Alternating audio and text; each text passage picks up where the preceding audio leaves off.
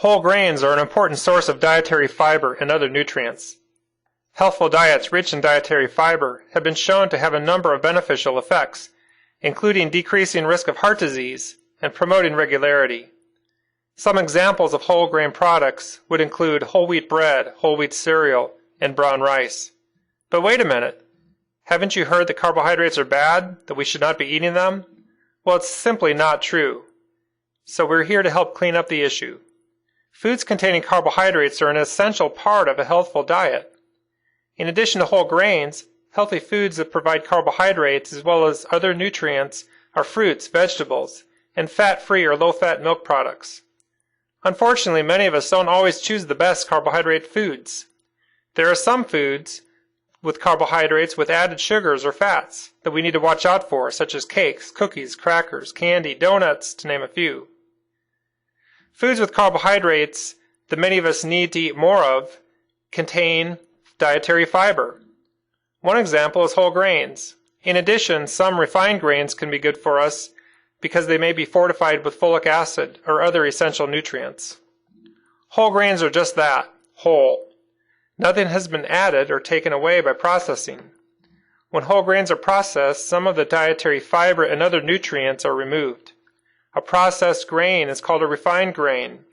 Some refined grain products have key nutrients such as folic acid and iron that were removed during the initial processing and then added back. These are called enriched grains. White rice and white bread are enriched grain products. If you read the packaging for these foods, you will see the word enriched.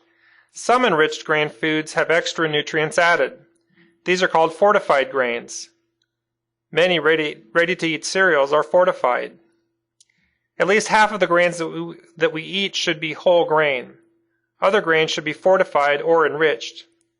We have an easy way for you to remember. Make at least half of your grains whole. Whole grains are an important source of fiber.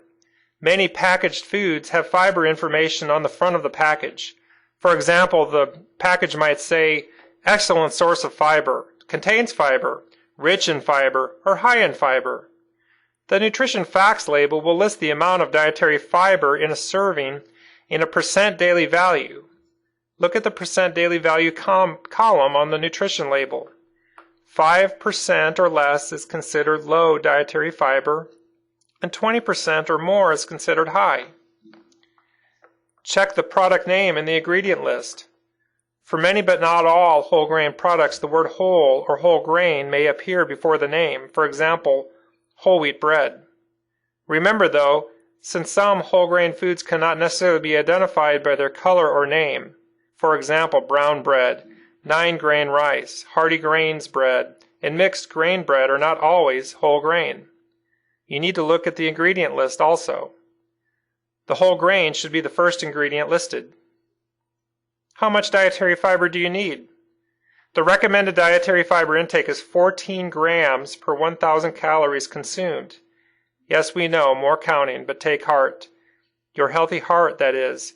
Much of the time, the grams of fiber are already counted for you on the nutrition facts label. The more calories you need, the more fiber your body needs.